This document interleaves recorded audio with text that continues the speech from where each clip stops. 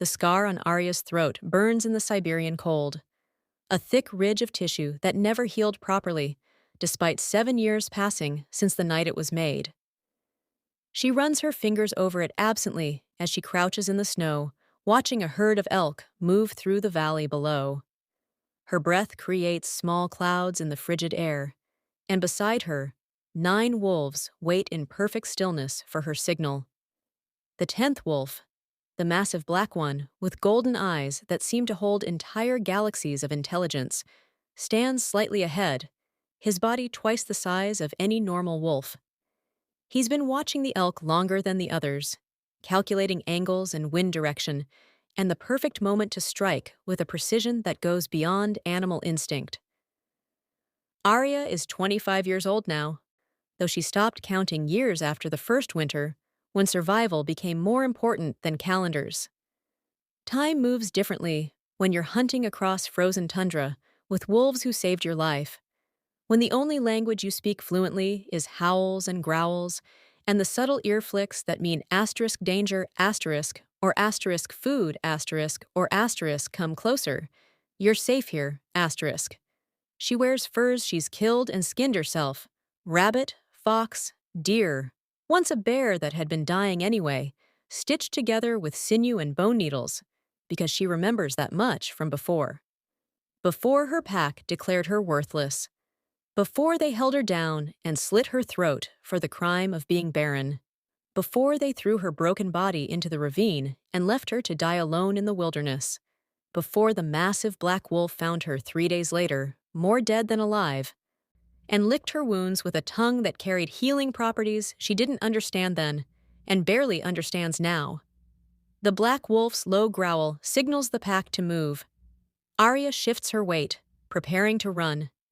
She can shift to wolf form. Her small gray wolf is fast if not strong. But for this hunt, they need her human hands. Need her to drive the elk toward the ravine edge, where the pack can corner them without escape routes. She's the only one in the pack who hunts in human form regularly. The others are true wolves, shifters sentenced to wild years who cannot take human form until their time is served. Criminals, by the laws of shifter society. Exiles forced to live as animals to reconnect with their wolf nature, to learn humility, to pay penance for whatever crimes brought them here. Arya doesn't know their crimes. Doesn't know their names, or their stories, or anything about their human lives. She only knows them as Pack, the scarred gray female who teaches her which plants are poisonous, the twin brown wolves who hunt in perfect synchronization, the ancient white wolf who might have forgotten how to be human entirely, and the black wolf, always the black wolf, the one who found her, who saved her, who leads with an authority that goes beyond normal pack dynamics. Constantine, though Arya doesn't know that name. The Winter King, though she doesn't know that title. The most feared alpha in Eastern Europe, serving 7 years of forced exile for executing 14 shifters without trial. Omega traffickers he'd killed in a rage so complete that even the council had been frightened. But Arya knows none of this. She only knows the Black Wolf, who's been her constant companion for 7 years, who guards her when she sleeps, who brings her the choicest parts of kills, who looks at her sometimes with eyes that hold too much awareness, too much asterisk human asterisk understanding for a creature that should be pure animal. The hunt begins. Arya bursts from cover with a sound between a shout and a howl, her voice rough from years of disuse for human speech. The elk scatter in panic, running exactly where the Black Wolf predicted they would. The pack closes in from 3 sides, driving the herd toward the ravine edge where retreat becomes impossible. Arya's role is distraction and direction. She waves her arms, throws stones, creates chaos that funnels prey toward waiting jaws. It's a strategy they've perfected over years of hunting together. Her human cunning combined with wolf instincts, creating something more effective than either alone. The kill is quick. The pack feeds by hierarchy, Black Wolf first, then the scarred gray female, then the others, finally Arya. She's learned to eat raw meat without gagging, learned to appreciate the warmth of fresh blood in winter, learned that survival sometimes means swallowing revulsion along with food. Afterward, the pack rests in a clearing near the hot springs that make this territory survivable during brutal Siberian winters. Arya strips off her furs and slides into the steaming water, scrubbing blood from her skin and trying to maintain some fragment of the humanity she's losing year by year. The black wolf watches from the shore, golden eyes tracking her movements with an intensity that should probably frighten her but doesn't. She's long past fear of this wolf. He's saved her too many times, protected her too fiercely, chosen her too consistently for fear to make sense anymore. When she emerges from the water, he's there with her furs, having dragged them closer to the springs so she won't freeze in the seconds between water and clothing. It's a small thing, a considerate thing, the kind of thing that reminds Arya this wolf thinks differently than normal animals. She dresses quickly, then settles against his massive side, fingers buried in thick black fur that's always warmer than it should be. His heartbeat is slow and steady beneath her ear. Safe, solid, home. "Thank you," she whispers, the words strange and clumsy in her mouth. She tries to maintain language, tries to speak a few words every day so she doesn't forget entirely. "Good hunt, good pack." The black wolf makes a sound, not quite a whine, not quite a growl, and his body shifts slightly so she's more comfortable against him. He understands her words. He always understands. Sometimes Arya thinks he understands asterisk too much asterisk, but she doesn't have the vocabulary anymore to articulate why that troubles her. She falls asleep there, safe against black fur, while the Siberian wind howls outside their shelter, and the rest of the pack settles in for the night. This is life. This is survival. This is enough. At least, it was enough. Until the retrieval teams came. Arya was 18 years old when they dragged her to the center of the pack grounds and declared her barren. 18. When her own father, Alpha Mikhail of the Frost Ridge Pack, announced that an Omega who couldn't breed had no value.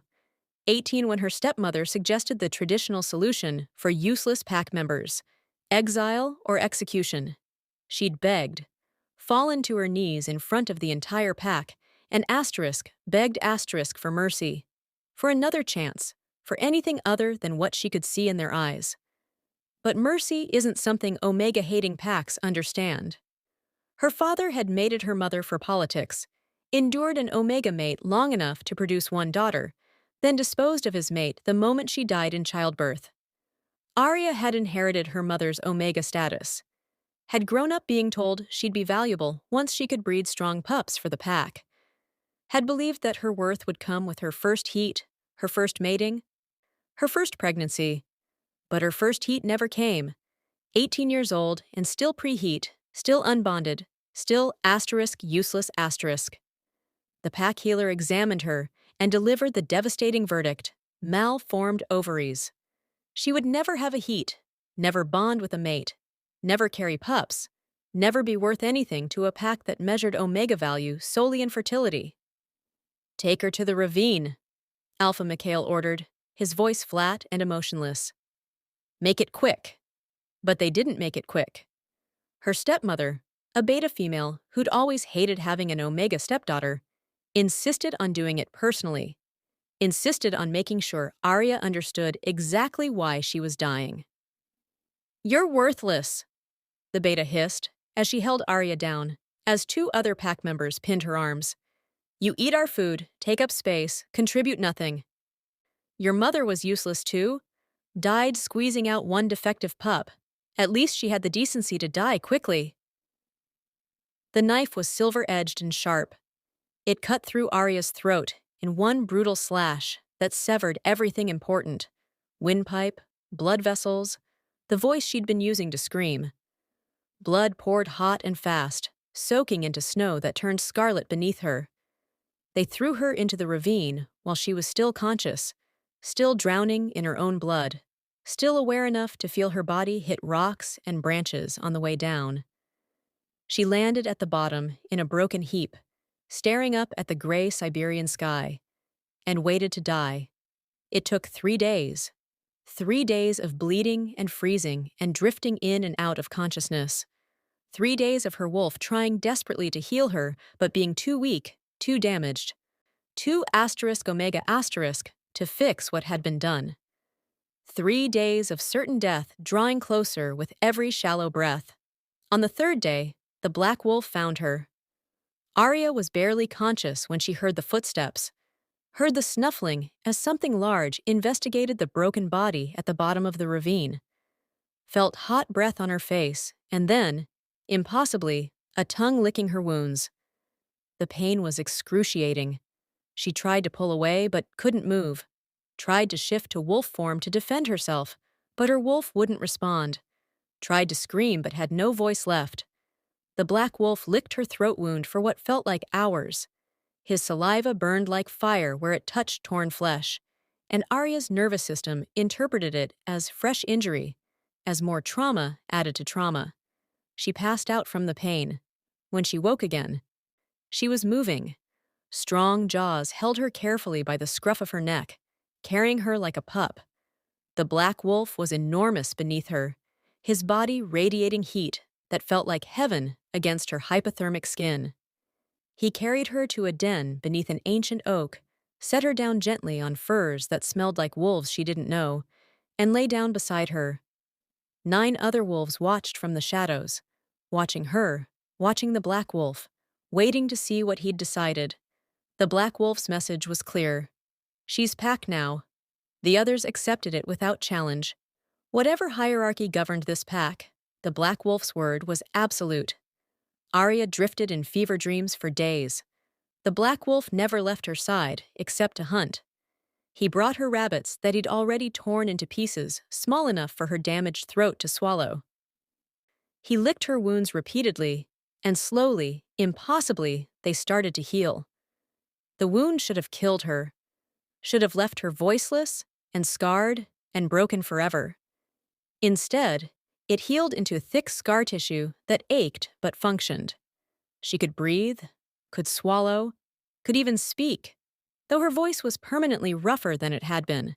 She didn't understand that alpha blood has healing properties far beyond normal shifters. Didn't understand that the black wolf who'd saved her was something more than the criminal exiles surrounding her.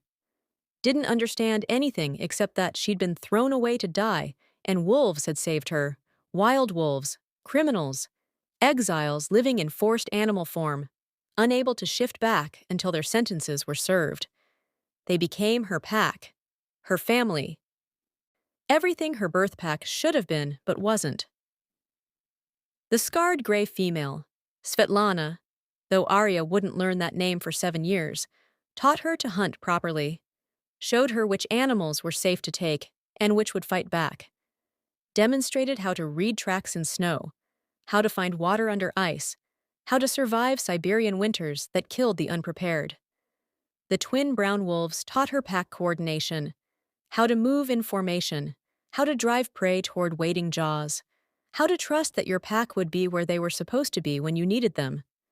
The ancient white wolf taught her patience, how to wait hours in freezing temperatures for the perfect moment to strike, how to conserve energy in winter when food was scarce, how to find peace in stillness. And the black wolf taught her everything else: safety, trust, the knowledge that someone chose to save her when the entire world said she was worthless. Arya stopped speaking human words within months. There was no one to speak to. The Wild Year's wolves couldn't respond in anything but animal sounds, and her vocal cords were damaged enough that speech hurt anyway. She communicated in growls, whines, tail position, ear angle. Body language became her fluent tongue. She stopped thinking in human concepts, stopped remembering pack politics and omega hierarchies, and all the human ways that had declared her worthless. Started thinking like wolf: territory, prey, pack, safe, danger, food, rest. She stopped being Arya Mikhailovna, Baron Omega of Frost Ridge Pack. Started being Arya, pack member, survivor, the one the black wolf saved. 7 years passed this way. 7 years of hunting and surviving and running through Siberian wilderness. 7 years of sleeping against warm black fur. 7 years of trusting the wolf who'd chosen to save her when her own family chose to kill her. 7 years of not knowing that the black wolf was counting down days until his sentence ended. Until he'd have to shift back to human form and reveal the truth. Until everything changed. Konstantin Volkov felt the mate bond snap into place on Arya's 22nd birthday, though he had no way to tell her, no way to explain what was happening, no way to do anything except stay close and protect her and hope that, when his 7 years ended, she'd understand. The mate bond is unmistakable when it hits, a golden thread connecting two souls, pulling them together with gravitational force that rewrites every priority. For Konstantin, serving his 4th year of Wild Years exile, unable to shift to human form or speak, or do anything to claim his mate properly, it was exquisite torture. He'd been watching Arya for 4 years by then, had saved her when she should have died, had protected her through recovery and taught her to survive, had grown accustomed to her presence, her scent, the way she buried her fingers in his fur at night. But the mate bond transformed everything from comfortable companionship to *need*. He needed to claim her, needed to mark her, needed to shift to human form and tell her she was his, chosen by the moon goddess, meant to be his Luna when his exile ended, and he returned to rule the Winter Kingdom. But he couldn't. The Wild Years vow was absolute. No shifting until the sentence is served. Breaking it meant execution. The council didn't make exceptions, didn't care about mate bonds or moon goddess destiny. The law was the law, so Konstantin endured. For 3 years, he endured the mate bond pulling at him constantly while unable to act on it. 3 years of sleeping beside Arya, of hunting with her, of protecting her, while every instinct screamed at him to claim what was his asterisk. 3 years of watching her remain completely oblivious to the bond. She was too feral, too disconnected from her human side to feel it. The mate bond requires some human awareness to recognize, and Arya had buried her humanity so deep that she lived almost entirely as wolf. She trusted him, followed him, slept against him every night. But she didn't know him, didn't understand what he was, or why he'd saved her, or that her entire future was bound to his. Konstantin's pack, the 9 other wolves serving Wild Years sentences alongside him, knew. They could scent the mate bond on him, could see the way he watched Arya with possessive intensity that went beyond pack leadership.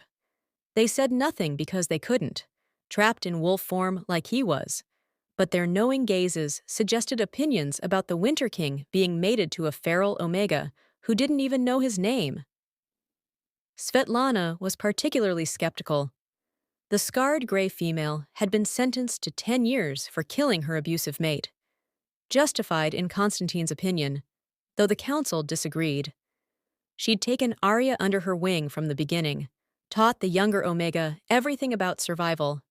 She watched Konstantin watch Arya, and her eyes said clearly, asterisk. When she finds out you're the Winter King, when she learns you've been lying by omission for 7 years, she's going to hate you, and you'll deserve it. Konstantin knew Svetlana was right, knew the revelation would shatter Arya's trust. But what choice did he have? Break his vow and die, leaving Arya alone in the wilderness with no protection? Or serve his remaining time and pray she'd forgive him when the truth came out? He chose survival, chose to be there for her, even if it meant lying by omission. Chose to protect her for 3 more years and deal with the consequences when his exile ended. But the universe, as always, had different plans. The first sign of trouble comes on a morning so cold that breath freezes instantly into ice crystals. Konstantin smells them before he sees them. Humans, multiple sense, equipment that reeks of metal and chemical propellants. Not hunters looking for game, something else, something official. He alerts the pack with a specific howl that means danger, human threat, defensive positions . Arya responds immediately, her gray wolf form materializing as she shifts in one smooth motion. She's gotten good at shifting over the years, though she still prefers human form for most activities. The retrieval teams emerge from the tree line in coordinated formation, 10 humans in winter tactical gear, carrying tranquilizer rifles and tracking equipment. They move like military, like they've done this before, like they know exactly what they're hunting. Thermal imaging confirms 10 wolves in the immediate vicinity. One team member reports into a radio. Consistent with the Wild Years pack assigned to this sector, Konstantin Volkov, Alpha designation, plus 9 additional criminals serving sentences. Konstantin's blood runs cold. They're not here by accident. They're here specifically for him, for his pack. Because his 7 years are almost complete. 2 days left until the full moon forces him back to human form, whether he wants it or not. The Wild Years system has rules. When your sentence ends, retrieval teams extract you from the wilderness and return you to civilization for processing, reintegration, trial for whatever crimes you committed. For Konstantin, that means returning to stand before the council that sentenced him and face judgment for the 14 Omega traffickers he executed without authority. He's not afraid of trial. He'd do it again. Rip out the throats of every shifter who dared trade Omegas like property. But the retrieval team's arriving now 2 days early, with Arya present, means complications he didn't anticipate. Where's the 11th wolf? Another team member asks. Reports indicated 10 criminals, but thermal shows 11 heat signatures. Could be a wild wolf that joined the pack. Happens sometimes during Wild Years. They get confused by the shifter sense. That doesn't look like confusion. The team leader, a hard-faced woman with a scar across her jaw, raises her rifle, aiming at Arya. We'll trank it anyway. Can't have wild animals attacking during extraction. Something in Konstantin breaks 7 years of discipline, 7 years of enduring Wild Years exile with perfect obedience to the vow, 7 years of being nothing but wolf, of accepting his punishment, of learning the humility the council demanded. All of it shatters in the instant the team leader aims at his mate. Konstantin shifts. The transformation is agony after 7 years locked in wolf form. Bones cracking, restructuring, lengthening, fur becoming skin, claws becoming hands. The massive black wolf becoming a 6'8" man with shoulder-length black hair, shot through with silver, golden eyes blazing with fury, and a voice like grinding stone when he roars, "Stand down! She's under my protection!" The retrieval teams freeze. Every rifle lowers immediately, and the team leader's face goes white with shock and fear. "Your Majesty," she breathes, you broke the vow, with 2 days remaining. I'm aware of the consequences," Konstantin snarls. He's completely naked. Shifters don't keep clothes during transformation, but he couldn't care less about modesty right now. All that matters is the small gray wolf behind him, the one staring at him with wide, terrified eyes. "I'm also aware that you just aimed at my mate. So before we discuss my vow breaking, we're going to discuss why the retrieval teams are pointing weapons at an innocent Omega who's done nothing wrong." Arya hasn't moved, hasn't shifted back to human, just stands there in wolf form, body rigid with shock, looking at the man who was her wolf, who was her safety, who was her entire world for 7 years. The man she doesn't recognize. The man who speaks human language she barely remembers. The man who's called her his mate in front of strangers. Konstantin can feel her confusion, her betrayal, her absolute incomprehension through the mate bond that's now fully active. His shifting back has apparently triggered something in her human side, waking up the part of her consciousness that can feel the golden thread connecting them. "Your Majesty," the team leader tries again, carefully lowering her rifle completely. "We weren't aware you were mated. The report said you were serving Wild Years alone, except for the 9 criminals assigned to this sector. If we'd known there was a mate involved—" "She doesn't know," Konstantin interrupts, his voice rough. "She's been feral for 7 years, living with us, hunting with us, surviving with us. She doesn't understand human speech anymore. Doesn't remember pack politics or shifter law or anything about the world she came from. And she sure as fuck doesn't understand why the wolf she trusted just became a man. Behind him, Arya finally moves. She shifts back to human form, small, scarred, her dark hair tangled with leaves and frost, wearing furs that smell like the animals she killed herself. She stares at Constantine with gray eyes that hold absolute betrayal. You, she whispers, her voice cracking from disuse and shock. You asterisk human asterisk.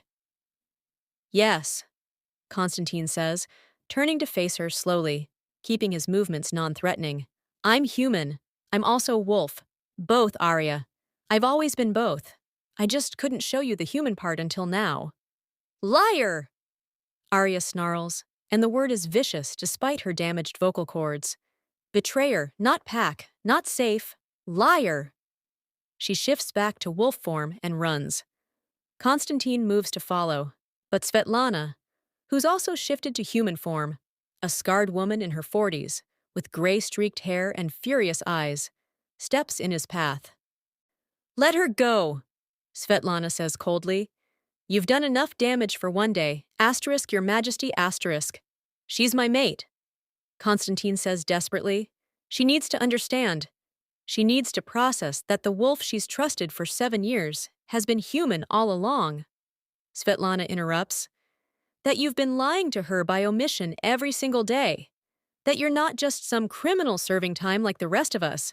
You're the fucking Winter King, and she's just a Baron Omega you saved because fate decided she was yours.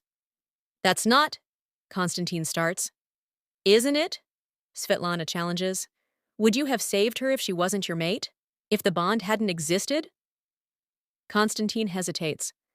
The honest answer is complicated. He'd felt asterisk something asterisk when he found dying Arya 7 years ago. But the mate bond hadn't snapped into place until 3 years later. Had he saved her because of incipient mate bond not yet manifested? Or because he genuinely couldn't stand seeing an Omega thrown away like trash? I saved her because she deserved to live, Constantine finally says. The mate bond came later. Yes, it made everything more complicated. But I would have protected her regardless. Then prove it, Svetlana says. Give her space. Let her process. Don't chase her down and demand she accept you just because the moon goddess said you're mates. She's feral, Constantine. She doesn't understand mate bonds, or political implications, or any of the human shit you take for granted. All she knows is that her entire world just got shattered. The team leader clears her throat awkwardly. Your Majesty, we still need to complete the extraction. Your Wild Years sentence is technically complete as of now.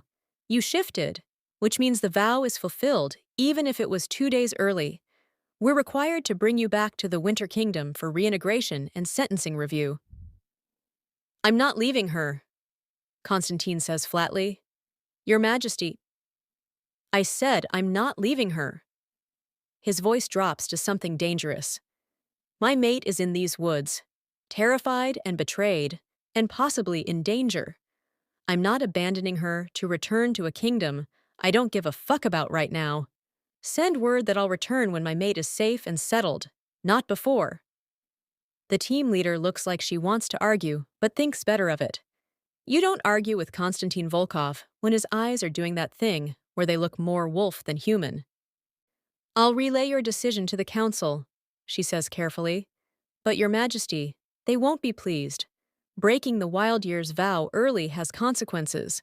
The longer you delay your return, the consequences can wait until my mate is safe. Constantine interrupts. Now leave, all of you. You're stressing the pack. The retrieval teams withdraw slowly, keeping weapons lowered, clearly uncomfortable with the situation, but unwilling to push their luck with an alpha who just broke a 7-year vow to protect someone. When they're gone, Constantine finds himself standing naked in Siberian snow, surrounded by the 9 wolves he's lived with for 7 years, all of whom have now shifted to human form, which means their own sentences are also considered complete. The twin brothers, Alexei and Dmitri, look almost identical in human form, lean and dangerous, With matching scars across their ribs from fighting ring injuries, they'd helped other shifters escape. The ancient white wolf is actually a woman in her 70s named Irina, her white hair matching her wolf fur, her face lined with years of hard living. The others, criminals sentenced to wild years for crimes ranging from justified to questionable, all stare at Constantine with expressions ranging from anger to disappointment to understanding. We should have told her, Dmitri says quietly. When the mate bond manifested 3 years ago, should have found a way to warn her. How? Constantine asks bitterly. We couldn't shift, couldn't speak, couldn't write messages in the snow because she forgot how to read. How exactly should we have warned her that the Black Wolf was actually the Winter King in exile? You could have pushed her away, Svetlana says. Made her leave before your sentence ended. Let her go back to being feral without pack attachment so she wouldn't feel betrayed when the truth came out. You think I didn't try? Constantine's voice cracks. I tried to make her leave a dozen times. Snarled at her, snapped at her, tried to drive her away so she wouldn't be here when the retrieval teams arrived. But she wouldn't go. She's pack bonded to us. To me. And wolves don't abandon pack. The very loyalty that makes her survival possible is the same thing that kept her here to be hurt. Irina speaks for the first time, her voice creaky with age. The girl has been through enough. She was thrown away once by family who should have protected her. Now she feels thrown away again by a wolf she thought was pack. You need to give her time, Constantine. Time to be angry, time to grieve, time to decide if she can forgive this. And if she can't? Constantine asks quietly. If she rejects the mate bond? Then you accept it, Svetlana says firmly. You don't force, you don't manipulate, you don't use your power as Winter King to make her submit. You accept that she's an Omega who's been hurt too many times, and you let her make her own choice, even if that choice breaks your heart.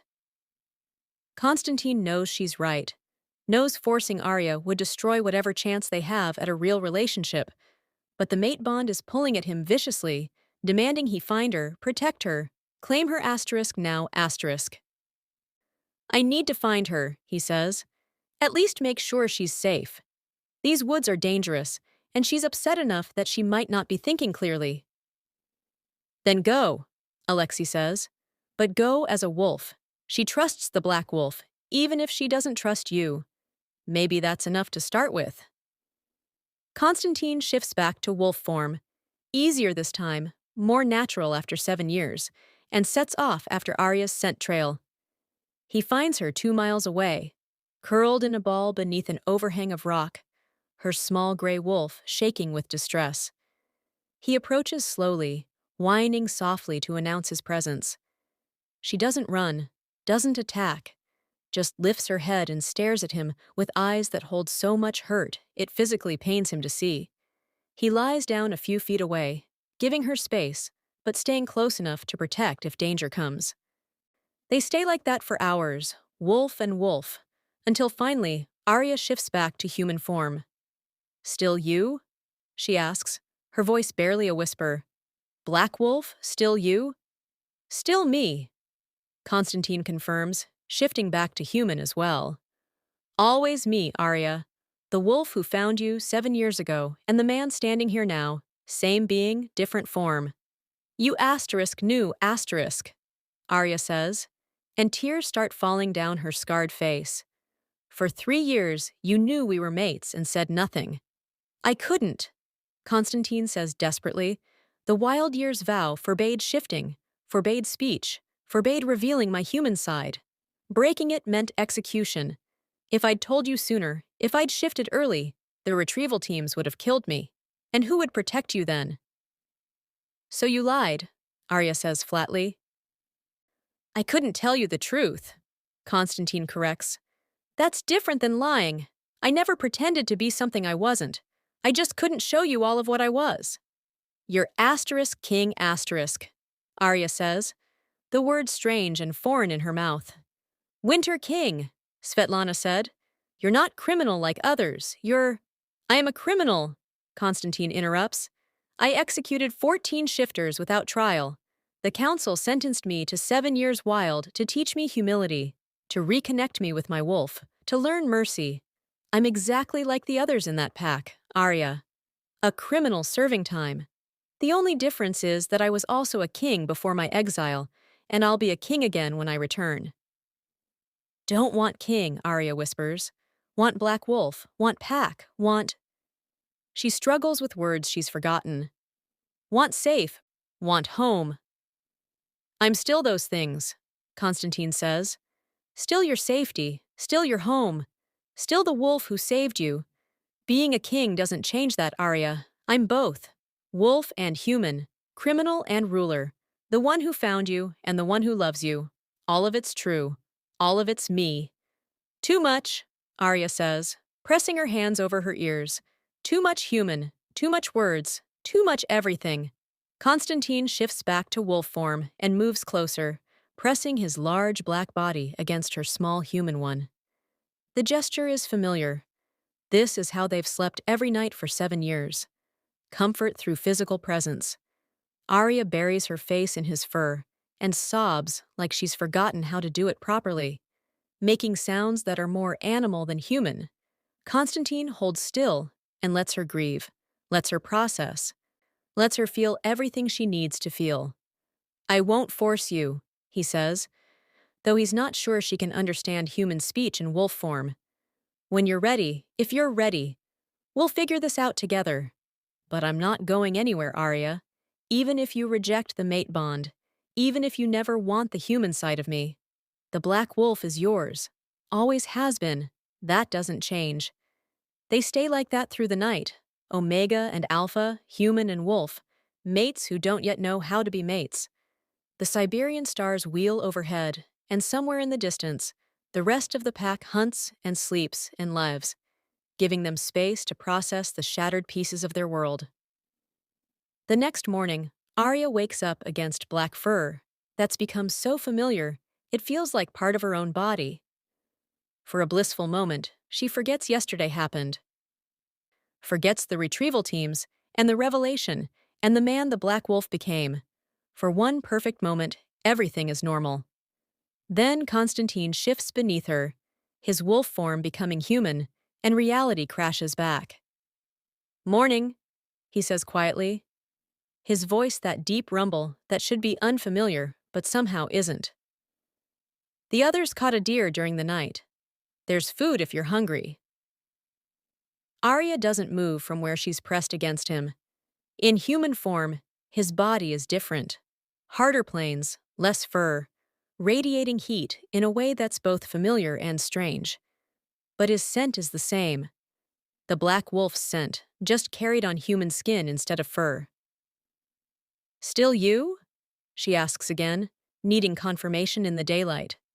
Still me, Constantine confirms. Always. Slowly, cautiously, Arya reaches out and places her hand on his chest over his heart. The same gesture she's done 1,000 times with the black wolf, checking his heartbeat, confirming his presence, grounding herself in his reality. The heartbeat is the same. Slower than a wolf's heart, but the same rhythm, the same steady reliability. Her eyes burn with tears she's cried too many times in the past day. Don't know how to be with human you, she whispers. Only know wolf. Then I'll be wolf, Constantine says simply. He shifts back in one smooth motion, the massive black wolf curling around her protectively. Arya presses closer, burying her face in familiar fur, trying to reconcile the truth that's been true all along, but only revealed yesterday. The wolf is human, was always human, is both. Svetlana approaches in human form, carrying furs and dried meat. You need to eat, she says, her voice gentler than usual, and we need to talk about what happens next. Next? Arya asks, not lifting her head from Constantine's fur. The retrieval teams will be back, Svetlana explains, sitting down nearby. Constantine's wild years sentence is complete. Mine too. I've served 10 years, and the mandatory requirement is fulfilled now that I've shifted back. The others as well. We're all technically free to return to civilization. Don't want civilization, Arya says, the words muffled against fur. Want pack. Want here. I know, Svetlana says softly, but the Winter King can't stay in the wilderness forever. He has a kingdom to run, responsibilities to fulfill, consequences to face for breaking his vow early. And you're his mate, Arya. That means his future is your future, whether you want it or not. Can reject, Arya mutters. Can say no to mate bond. You could, Svetlana agrees, but you'd still feel the pull, and he'd still be bound to you. The mate bond doesn't just disappear because you reject it. It just becomes painful instead of fulfilling. For both of you. Constantine shifts back to human form, needing to participate in this conversation properly. Arya, I need to go back to the Winter Kingdom eventually. The council is expecting me to stand trial for the executions I committed 7 years ago. I need to face the consequences of my actions, and either be pardoned or sentenced to further punishment. I can't hide in the wilderness forever, much as I might want to. Then go, Arya says, still not looking at him. You're free, sentence over. Go be king. I'm not leaving without you, Constantine says firmly. You're my mate. Where I go, you go. That's not negotiable. Arya finally lifts her head, gray eyes blazing with sudden anger. You don't own me. Mate bond doesn't make me property. I can choose. I will choose. You're right, Constantine says immediately, recognizing his mistake. I'm sorry, I didn't mean it like that. You absolutely can choose, but I'm asking you to come with me, not as property, not as an obligation, but as my mate, as someone I care about, as someone who deserves to have choices about her future. What choices? Arya asks bitterly. Go with king or stay alone? Leave pack or live without mate? Everything you give me is just choosing which way to be miserable. Svetlana makes a thoughtful sound. Not necessarily. Arya? What if you came with us for a trial period, not committing to anything permanent, just seeing what civilization is like now that you're an adult, seeing if you can find a balance between your wild side and human side, the way you've watched Constantine balance both. Don't want to be human, Arya says stubbornly. You already are human, Svetlana points out. You bathe, you maintain language, you use tools, you make clothing. You're not purely feral, Arya. You've kept pieces of humanity, even while living wild. Maybe there's a way to be both, the way Constantine is both wolf and king. Constantine seizes on this. That's exactly it. You don't have to choose between worlds, Arya. You can be both, wild and civilized. Omega and Luna, the one who runs with wolves, and the one who sits at my side in court. I'm not asking you to stop being who you are. I'm just asking you to see if there's room in your life for more. Arya is quiet for a long moment, processing. If I go, she finally says, and I don't like it, if civilization is bad, can I come back here? Yes, Constantine says immediately. If you hate it, if you're miserable, if you can't adjust, we'll figure something else out. I'll abdicate the throne if I have to. We'll find a way to live that works for both of us. You'd give up kingdom? Arya asks skeptically. For me? Yes, Constantine says simply. The Winter Kingdom survived 7 years without me. It'll survive longer if needed. But I won't survive without you, Arya. You're my mate, my priority. Everything else is negotiable. Arya looks at Svetlana. You go too? To civilization? We all go, Svetlana confirms. Our sentences are complete. We're free to return to our lives, or what's left of them. For some of us, there's nothing to return to. But I'll be there, Arya. I won't leave you alone to navigate this. That decides it. Arya doesn't trust Constantine's human side yet. Doesn't trust the Winter King who kept secrets for 3 years. But she trusts Svetlana, who's taught her everything about survival. And she trusts the Black Wolf, even if she's still angry at the man. Okay, she says quietly. Try. For small time. See if I can be both. Constantine's relief is palpable. Thank you. I promise I'll make this as easy as possible. We'll go slowly. You can shift to wolf form whenever you want. You can run in the forests around the Winter Palace. You can hunt. You don't have to give up anything that makes you who you are. We'll see, Arya says, non-committal. She stands up, wrapping furs around herself against the cold. When we go? Tomorrow, Constantine says. The retrieval teams will send transport. We'll travel together, all of us. You won't be separated from Pack. Arya nods slowly. Tomorrow? One more day in the wilderness, she knows. One more day before everything changes again. She spends that last day hunting with the Pack in wolf form, running through familiar territory, saying goodbye to the life she's lived for 7 years. The others seem to understand. They run beside her, letting her lead, giving her this final gift of wildness before civilization claims them all. That night, she sleeps against Constantine's black wolf form for what might be the last time, and tries not to think about what tomorrow brings.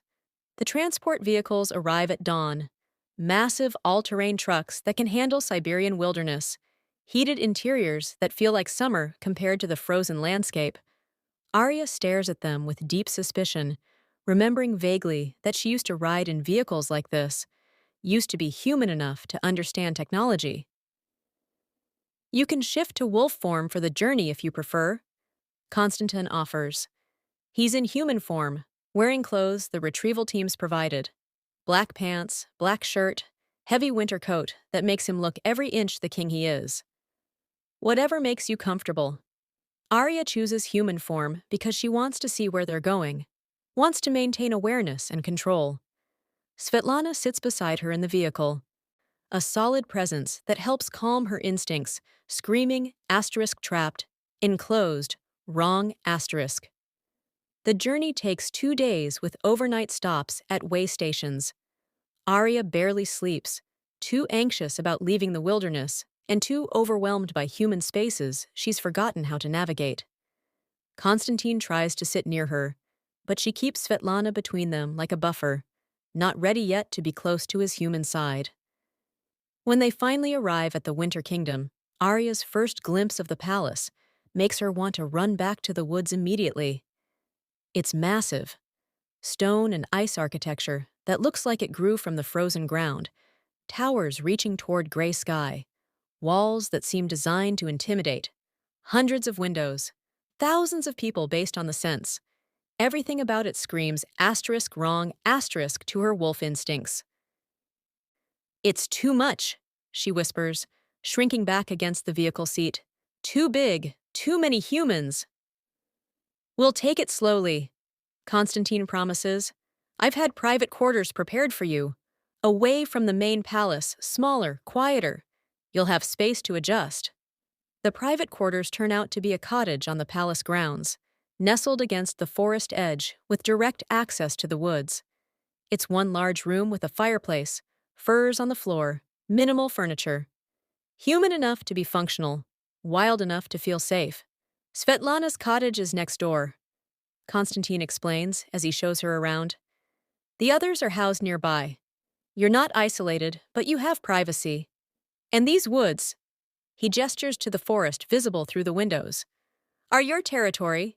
You can hunt here, run here, be wolf here whenever you need to. Arya explores the cottage cautiously, sniffing corners, checking sightlines, assessing escape routes. It's not a den beneath an ancient oak, but it's better than she feared. No one will enter without permission, Constantine continues. Not servants, not guards, not even me. This space is yours, Arya, completely yours. That helps. Arya nods slowly, some tension easing from her shoulders. I need to meet with the council today, Constantine says. Address my early vow breaking and the circumstances around it. I'll be gone most of the day, but Svetlana will be here. And if you need me, he hesitates. If you need the wolf, I'll come. Just call. After he leaves, Arya collapses onto the furs by the fireplace and tries to process everything. 7 years in the wilderness. Now this. A cottage. A palace. A kingdom she's supposedly going to be Luna of. Svetlana enters without knocking, carrying bread and cooked meat. Thought you might be hungry. Not hungry, Arya mutters. Just confused.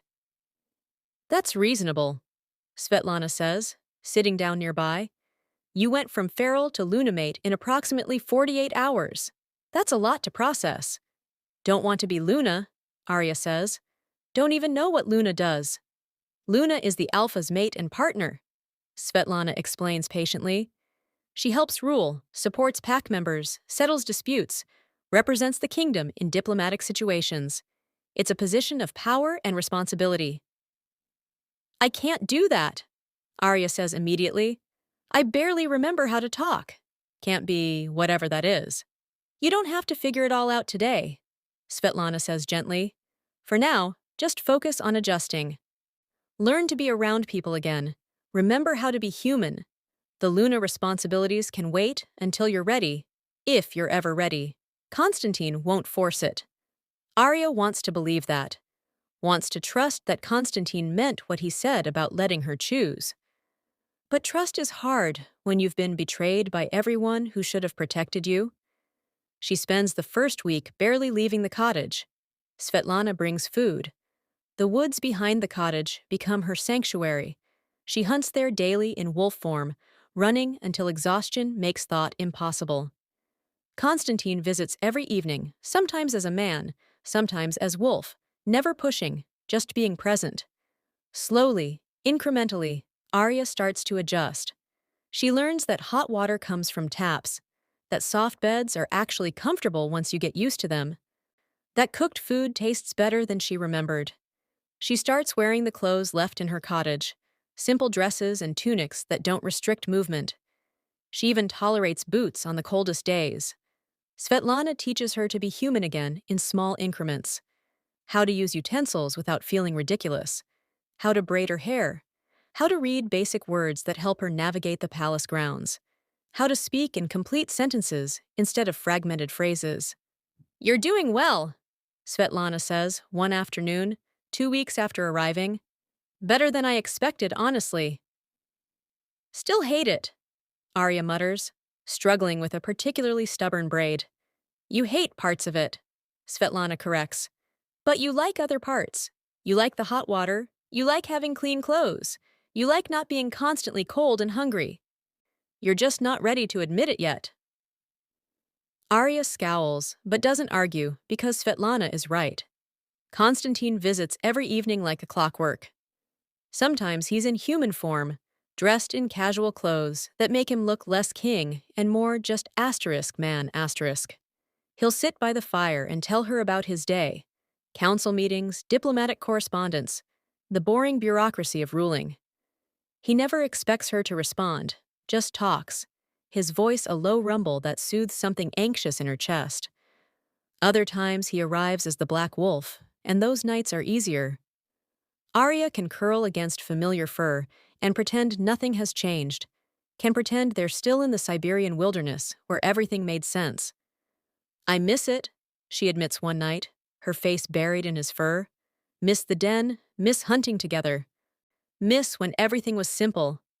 Constantine shifts to human form, his arms replacing wolf body as he holds her. I know. I miss it too sometimes. But Arya, we can't go back. Not permanently. I have responsibilities here. People depending on me. And you have a chance at a life that's more than just survival.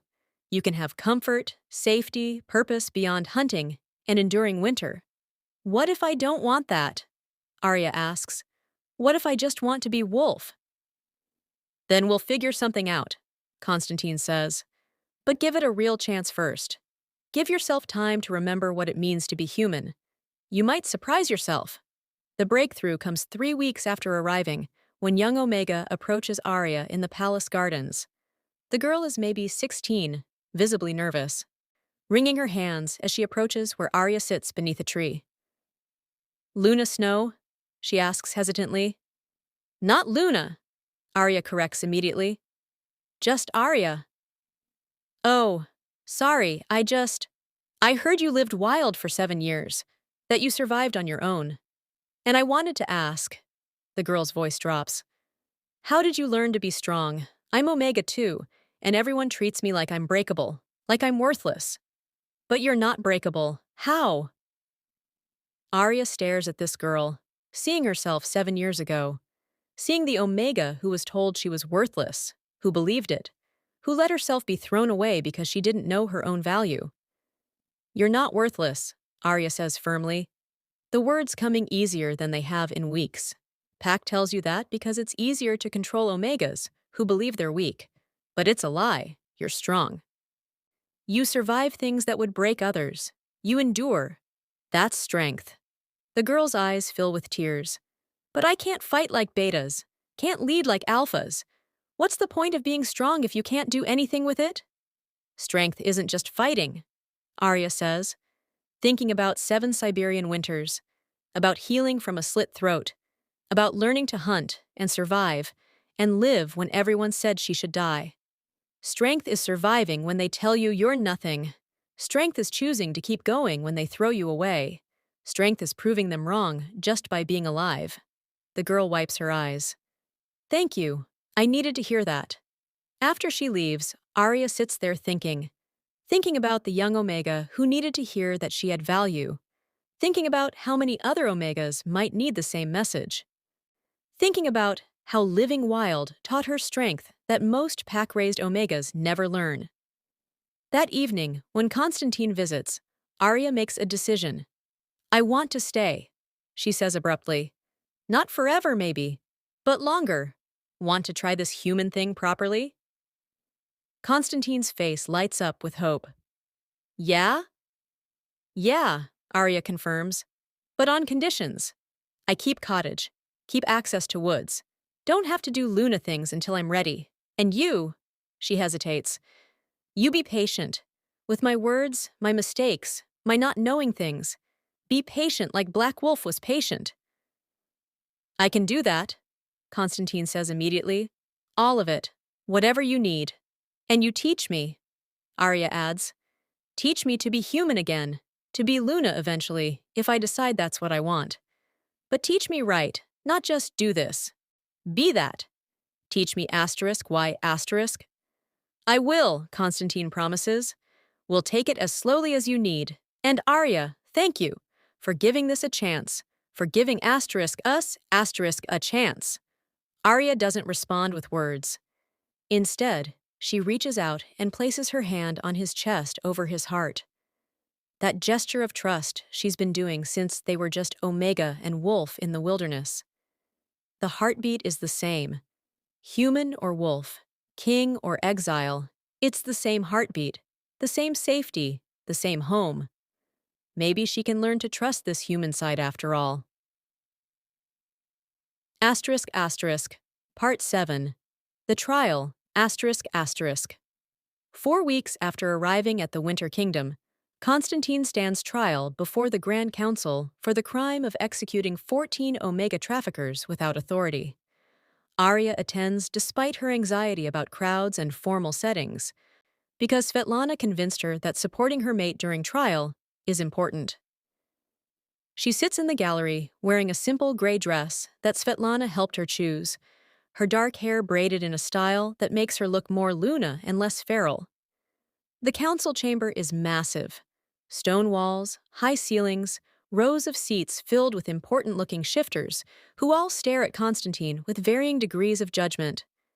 Arya's instincts scream at her to run, to escape this enclosed space full of potential threats, but she forces herself to stay seated. Constantine stands in the center of the chamber, alone and undefended, wearing formal black attire that makes him look every inch the Winter King. His golden eyes scan the council members without fear or apology. The head counselor, an ancient male with white hair and cold eyes, reads the charges. Konstantin Volkov, you stand accused of executing 14 shifters without trial, without authority, and without mercy. How do you answer these charges? Guilty, Konstantin says flatly. I killed them. I'd do it again. Murmurs ripple through the chamber. The head counselor's eyes narrow. You admit to the crime and express no remorse? I express no remorse for killing Omega traffickers. Constantine clarifies, his voice hard. They were selling Omegas to human fighting rings, selling children to be bred like livestock, selling vulnerable shifters to anyone with enough money. I found their operation, I confirmed their crimes, and I executed them. The only thing I regret is that there were probably more traffickers I didn't find. You had no legal authority to execute them, another council member says. You should have reported them to proper authorities, allowed legal processes to determine guilt and punishment. Legal processes that would have taken months while they continued trafficking? Constantine's voice drips with scorn. Legal processes that might have been corrupted by bribes or political pressure? I saw what they were doing. I stopped them. Permanently. You acted as judge, jury, and executioner, the head counselor says. That is not how civilized society functions. We sentenced you to 7 years wild to teach you humility, to reconnect you with your wolf, to learn that you are not above the law. And I served my sentence, Constantine says. 7 years. I endured it, learned from it. But I'm standing here today telling you, if I found Omega traffickers tomorrow, I'd kill them just as quickly. Some crimes don't deserve the luxury of legal process. The chamber erupts in argument, some council members nodding in agreement, others shouting about rule of law and civilized justice. Arya watches it all with growing understanding. Constantine is refusing to play by their rules, refusing to apologize for protecting Omegas, refusing to be the civilized king they wanted him to be. There is one additional matter, the head counselor says, raising his voice to quiet the chamber. You broke your wild year's vow 2 days early. You shifted to human form before the full moon forced you to. This is a violation of your sentence and carries additional consequences. I shifted to protect my mate, Constantine says calmly. The retrieval teams were aiming tranquilizer rifles at an innocent Omega. I couldn't protect her properly in wolf form, so I shifted. Your mate? The head counselor looks at his notes. The records indicate no mate at the time of your sentencing. The mate bond manifested 3 years ago, Constantine explains. She'd been living with my pack for 4 years at that point. A feral Omega I saved from death. When the bond snapped into place, I couldn't claim her properly because of the wild year's vow. I spent 3 years unable to tell her, unable to shift, unable to do anything but wait for my sentence to end. And when the retrieval teams arrived early and threatened her, I broke my vow to keep her safe. I'd do it again. More murmurs. The council members are conferring in low voices. Finally, the head counselor speaks. Bring forward the Omega in question. Arya's blood runs cold. Svetlana, sitting beside her, squeezes her hand. It'll be okay. Just tell the truth. Guards escort Arya to the center of the chamber, positioning her beside Constantine. She's trembling, overwhelmed by the attention of hundreds of eyes, but Constantine's presence steadies her slightly. State your name, the head counselor commands. Arya, she manages, her voice rough and quiet. Arya Mikhailovna. Arya Mikhailovna, formerly of Frost Ridge Pack. The head counselor checks his notes. Records indicate you were declared dead 7 years ago after being exiled for barrenness.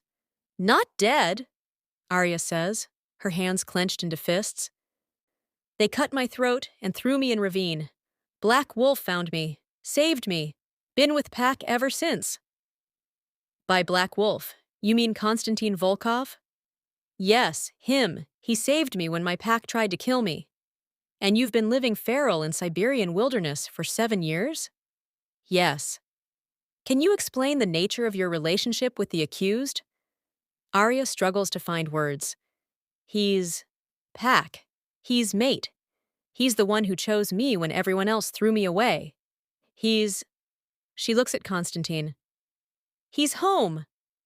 Did you know he was the Winter King during those 7 years? No, Arya says firmly. He was Black Wolf, just Black Wolf. Didn't know human side until retrieval teams came. Didn't know he was king. Didn't know anything except he saved me and protected me and kept me alive. The head counselor leans forward. And now that you know the truth, now that you understand he kept this information from you for years, how do you feel about Konstantin Volkov? It's a trap question. Arya can sense it even with her limited understanding of politics. They want her to say she feels betrayed, that she can't trust him, that his deception was wrong. They want to use her words against him. But Arya's learned something in the 4 weeks she's been at the Winter Palace.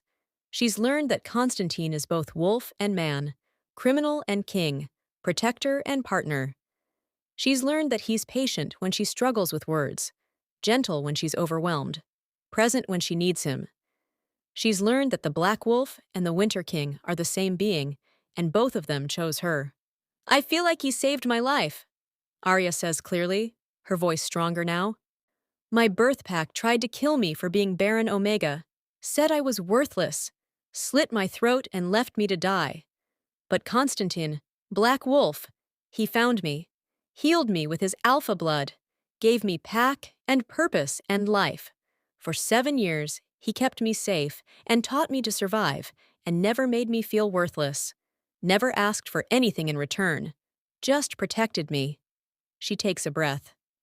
Yes, I was angry when I learned he was human, felt betrayed that he kept it secret. But now I understand. He couldn't tell me. Wild Year's vow forbade it. And he spent 3 years knowing we were mates, but unable to claim me, because breaking vow meant execution. He chose to stay alive to keep protecting me, even though it meant lying by omission. That's not betrayal, that's sacrifice. The chamber is completely silent. Every eye is on her. So how do I feel about Konstantin Volkov? Arya continues. I feel like he's the only person who ever chose me, who saw Baron thrown away Omega and said, you deserve to live, who broke 7-year vow to protect me from retrieval teams, who's been patient while I learn to be human again, who doesn't demand I be Luna before I'm ready, who lets me be both wild and civilized without forcing me to choose. She reaches out and takes Konstantin's hand. I feel like he's my mate, my pack, my home.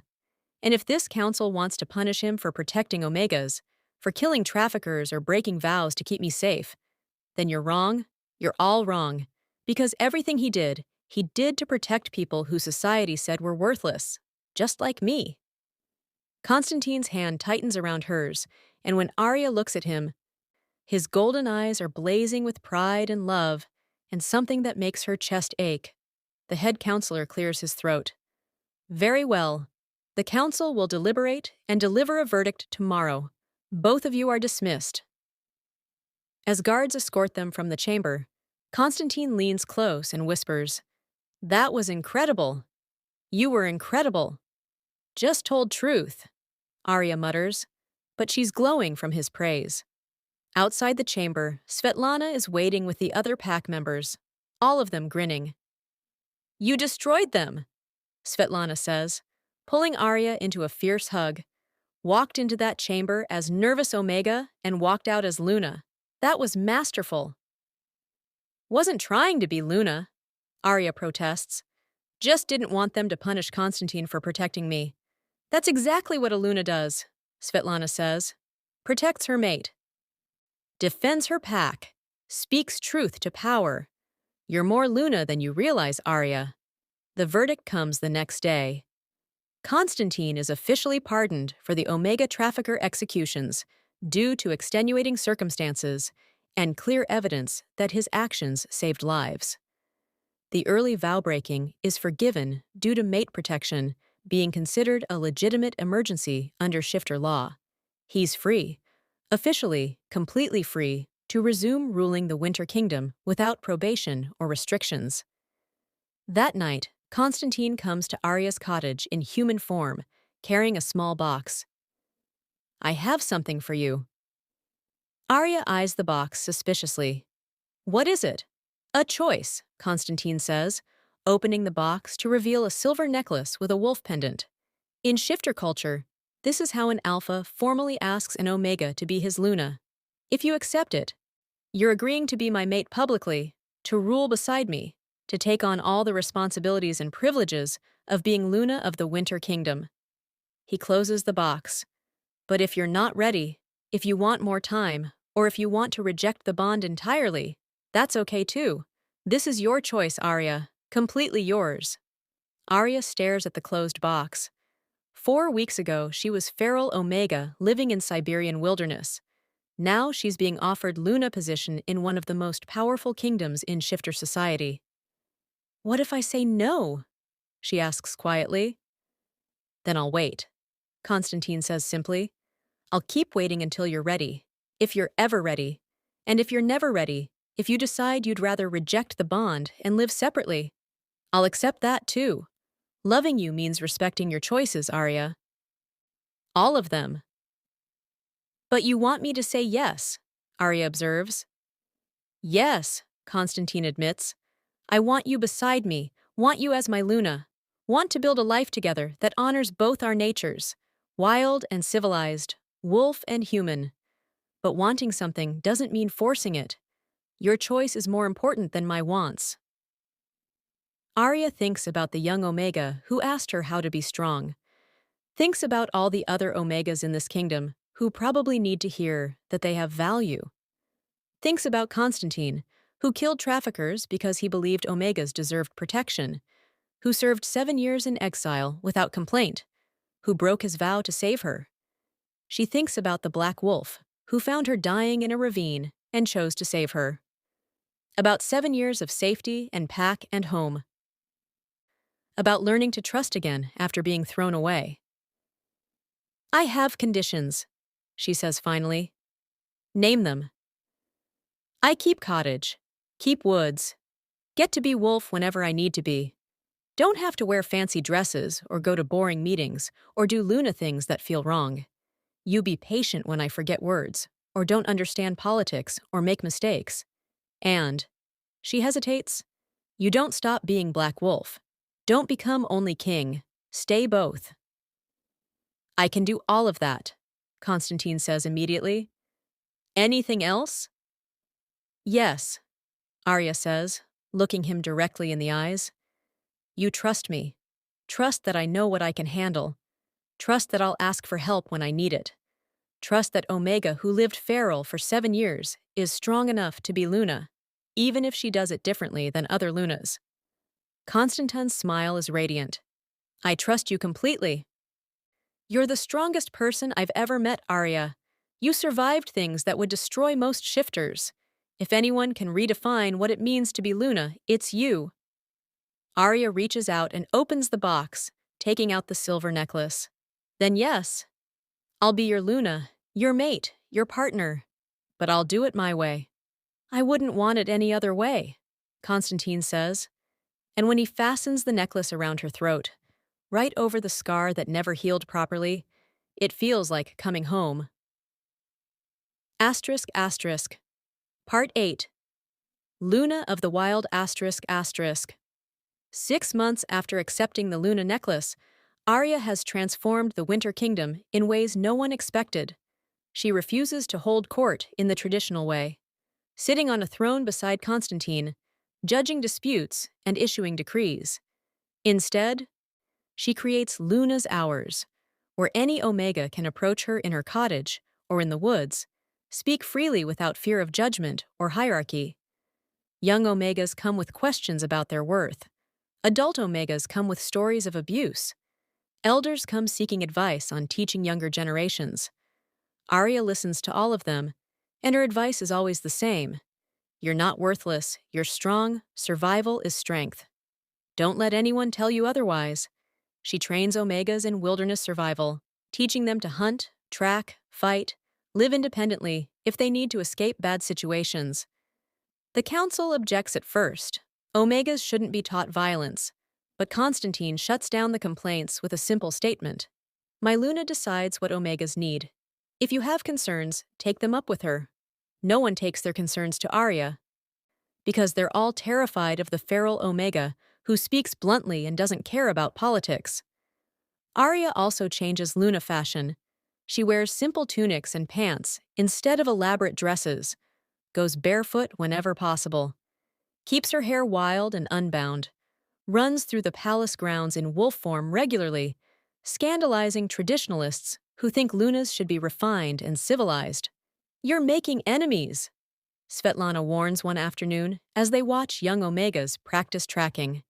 "The old families don't like how you're changing traditions." "Don't care," Arya says bluntly. "Traditions that say Omegas are worthless don't deserve to be kept." "Your Majesty." A messenger runs up, bowing quickly. "There's a delegation from Frost Ridge Pack requesting audience with the Luna." Arya's blood runs cold. Frost Ridge. Her birth pack. The ones who tried to kill her. "What do they want?" she asks, her voice flat. "They didn't say, Your Majesty. Just that it's urgent." Arya looks at Svetlana, who nods. "I'll be right beside you." They meet the delegation in one of the smaller receiving rooms. Arya refuses to give them the honor of the throne room. 5 shifters enter, led by a male Arya vaguely recognizes as one of her father's betas. "Luna Snow," the beta says, bowing low. "We come seeking the Winter Kingdom's help. Frost Ridge Pack is struggling. Our alpha passed away last year, and his heir has been challenged repeatedly. We're fracturing. We need—" He hesitates. "We need strong leadership. We're hoping the Winter King might intervene." "Where's my stepmother?" Arya asks coldly. "The beta female who slit my throat and threw me in a ravine?" The beta's face pales. She died. 2 years ago. We didn't know you were alive, Luna. We thought—" "You thought I died like you intended," Arya finishes. "And now your pack is falling apart, and you want my mate to save you? Why should we help the pack that tried to murder me?" "Because we were wrong," another delegate says, a female Omega who looks about Arya's age. "I was there that night, Luna. I was 15. I watched them do it to you, and I did nothing. None of us did anything. We were cowards, and we've paid for it. Frost Ridge has been cursed since that night. Nothing goes right. Our hunters fail. Our children are born weak. The moon goddess has turned her face from us, Nod." "Good," Arya says brutally. "You deserve it." "We know," the Omega says, tears streaming down her face. "We know we deserve punishment. But Luna, there are children in Frost Ridge who weren't born yet when we hurt you. Innocents who are suffering for crimes they didn't commit.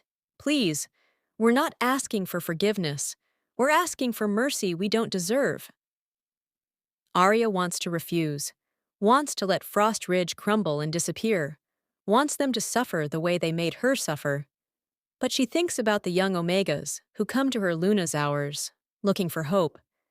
Thinks about how she's been teaching them that strength means surviving, but also that strength means being better than those who hurt you. "I'll help," she says finally. "But not for you, for the children and Omegas who don't deserve to suffer because adults made bad choices.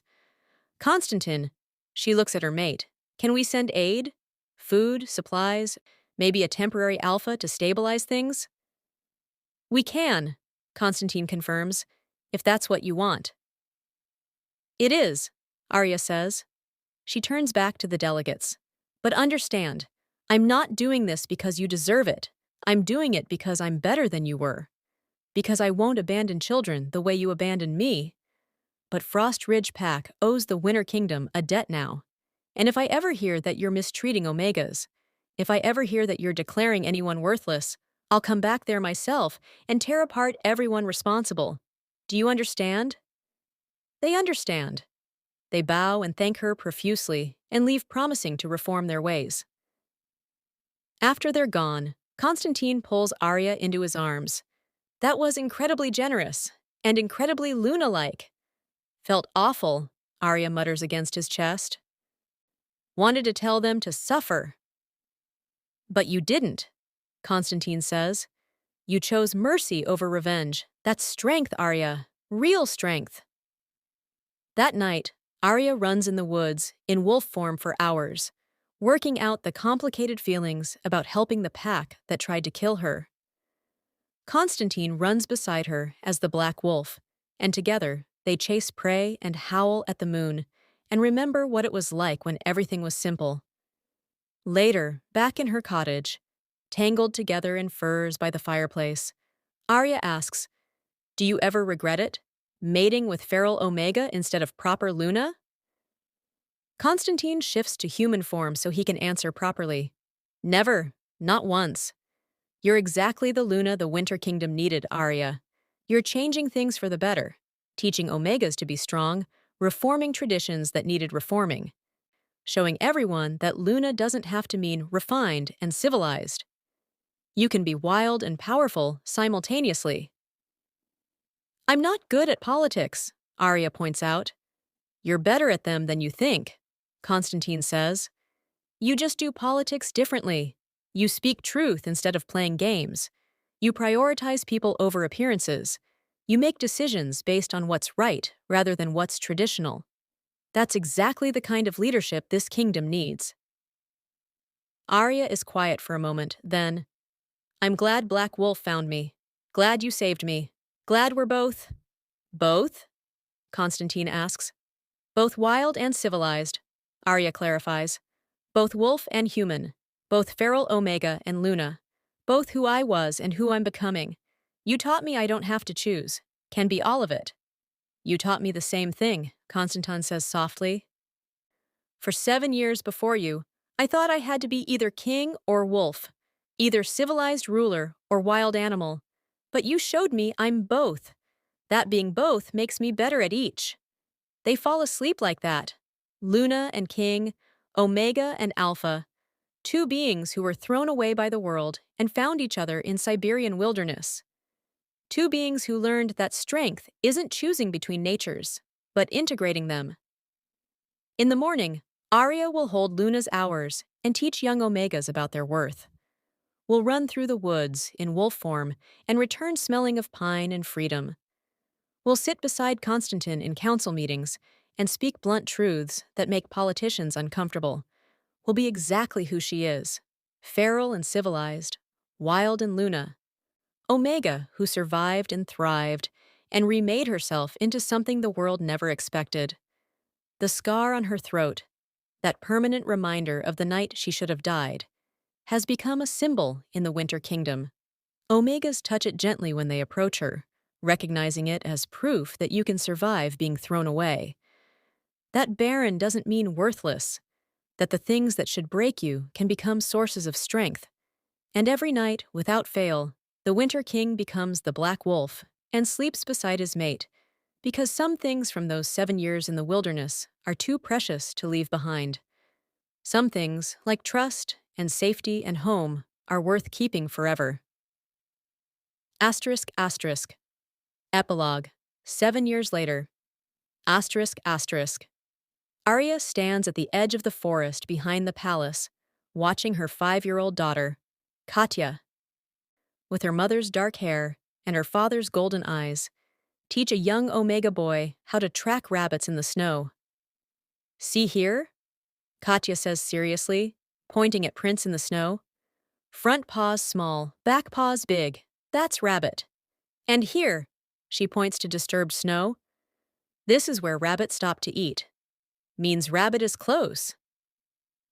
The Omega boy, maybe 7 years old, recently rescued from an abusive pack, watches with wide eyes. "How do you know all this?" "My mama taught me," Katya says proudly. "She knows everything about the wild. She lived with wolves for 7 years before she became Luna." "Really?" The boy looks at Arya with awe. "The Luna lived with wolves?"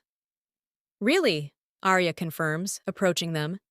Her voice is still rough from the old throat scar, but after 14 years, she barely notices anymore. "And now I teach Omegas to be strong like wolves, to survive, to know their worth." The boy hesitates, then asks shyly, "Can you teach me too?" "Already am," Arya says, gesturing at Katya. "My daughter is teaching you. She's better tracker than most adult hunters, and she's only 5. Katya beams at the praise. "Come on, let's find that rabbit." The children run off, and Arya watches them with a smile. Constantine emerges from the woods, in wolf form, carrying a fresh kill in his jaws. Even after all these years, he still prefers being wolf whenever possible, still maintains that connection to the wild that saved both of them. He shifts to human form, and at 52 years old, with silver liberally streaked through his black hair, he's somehow even more handsome than he was 14 years ago. Successful hunt? Arya asks. Very, Constantine confirms. Deer for tonight's feast. The delegation from the Eastern Pax will appreciate fresh game. They'd appreciate it more if we served it raw, Arya mutters, making Constantine laugh. You've come a long way from the feral Omega, who only ate raw meat, he observes. Only because you bribed me with cooked food and hot baths, Arya retorts. Still prefer raw sometimes, though. They watch Katya and the Omega boy successfully track and catch the rabbit. Well, Katya catches it in her small wolf form, while the boy watches and learns. Their daughter is already showing signs of being an exceptional alpha, inheriting her father's strength and her mother's survival instincts. She's going to be formidable, Constantine says proudly. She already is, Arya agrees. Yesterday, she told a council member that his ideas about Omega limitations were stupid and wrong.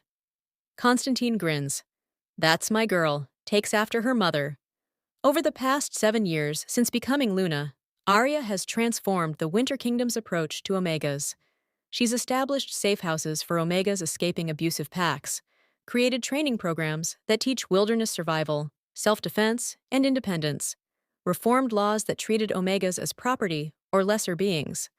Some traditionalists still hate her, still whisper that a feral Luna is disgraceful, still wish Constantine had mated someone refined and civilized. But the Omegas love her, come to her in droves seeking advice, training, hope. See her as proof that being thrown away isn't the end of your story. It can be the beginning of something stronger. Svetlana approaches, now serving as Arya's official second and advisor. At 53, she's aged gracefully, her gray-streaked hair matching her wolf form perfectly. The Eastern delegation is getting impatient, Svetlana reports. They want to discuss the treaty terms, and they specifically requested Luna Arya be present. Why?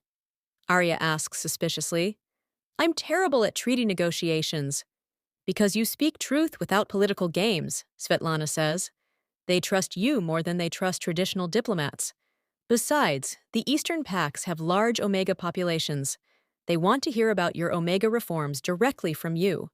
Arya sighs but nods. Fine, but I'm not wearing a fancy dress. Wouldn't expect anything else, Svetlana says with a smile. As Arya heads toward the palace, Constantine falls into step beside her, their daughter running ahead with the Omega boy. They're both in human form now, Katya's dress muddy from tracking, and the boy's face flushed with excitement from his successful lesson. Luna Snow! A voice calls. An elderly Omega woman approaches, bowing respectfully. I wanted to thank you. My granddaughter was in an abusive pack. They were going to kill her for refusing a mate. But because of your safe houses, she escaped. She's alive because of you. Not because of me, Arya says firmly. Because of her. Because she was strong enough to escape. I just provided options. You provided hope, the woman says. You showed us that Omegas can be strong, that we deserve better, that we can survive. After the woman leaves, Constantine takes Arya's hand. You do realize you've become a legend, right? Feral Omega, who became Luna and changed an entire kingdom's view of Omega worth. They're writing songs about you. Hate songs, Arya mutters. Embarrassing. You love it, Constantine teases. Maybe little bit, Arya admits. That evening, after the treaty negotiations, which Arya navigates by simply stating what she thinks is fair and refusing to engage in political maneuvering, she retreats to her cottage. It's been expanded over the years, now has multiple rooms for when Katya wants to sleep over, a larger fireplace, more furs. But it's still fundamentally the same wild space Constantine gave her 14 years ago. She strips off her formal clothes, pulls on a simple tunic, and heads into the woods in wolf form. Running through the forest at night is still her favorite thing, still the time when she feels most like herself. Constantin joins her as the Black Wolf, and they run together under the stars, just like they did in Siberian wilderness. Some things never change. Some things are too fundamental to who they are to ever leave behind. Later, back in the cottage, tangled in furs by the fireplace, Constantine asks, "Any regrets? About choosing this life?" Arya thinks about it. Thinks about the frightened 18-year-old whose throat was slit and who was thrown away to die. Thinks about 7 years of surviving in the wild. Thinks about the terror of discovering the Black Wolf was human, the struggle to adjust to civilization, the slow rebuilding of trust. Thinks about 14 years of being Luna, of teaching Omegas their worth, of changing laws and traditions and hearts. Thinks about Katya, fierce and wild and strong. Thinks about the mate beside her, who's been patient and present through everything. "No regrets," she says firmly. "You gave me choice when I had none. Gave me life when I was dying. Gave me pack and purpose and love. Gave me daughter and kingdom and meaning. No regrets about any of it." "Good," Constantine says, pulling her closer, "because I have no regrets either. Best decision I ever made was saving dying Omega in a ravine. Second best was breaking my wild year's vow to protect you. Third best was being patient while you learned to trust the human side of me. Fourth best," Arya prompts, "mating you," Constantine says, "asking you to be my Luna, building this life with you where we're both wild and civilized, both wolf and human, both everything we are without apology." Arya presses her face against his chest, listening to the heartbeat that's been her anchor for 14 years.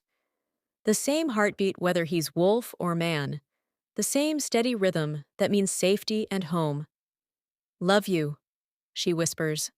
The words still feel strange sometimes after so many years of not speaking human language, but they're true. "Love both of you, Black Wolf and Winter King, both." "Love you too," Constantine says. "Feral Omega and Luna, wild creature and wise ruler. All of you, Arya, always." Outside, the Siberian wind howls through the trees, but inside the cottage, wrapped in furs and each other's arms, they're warm and safe and home. The scar on Arya's throat, that permanent reminder of the night she was thrown away, catches firelight and gleams. It's not something she hides anymore. It's part of her story, proof of survival. Evidence that you can be cut down and still rise up stronger. Tomorrow, she'll teach more Omegas about their worth. We'll run through the woods with her daughter. We'll hold council meetings and negotiate treaties and speak blunt truths that make politicians uncomfortable. We'll be Luna in her own unique way, wild and civilized, feral and refined, Omega and ruler. We'll be exactly who she is without apology or compromise. But tonight, she's just Arya, just Omega and mate and home. Just woman who lived with wolves for 7 years and learned that being thrown away wasn't the end of her story. It was the beginning of something extraordinary. The moon rises full and bright over the Winter Kingdom, and somewhere in the forest, wolves howl their ancient song. In the cottage, the Luna and her king sleep peacefully, two souls who found each other in wilderness and built an empire. Two beings who learned that you don't have to choose between wild and civilized. You can be both. You can be whole. You can be home.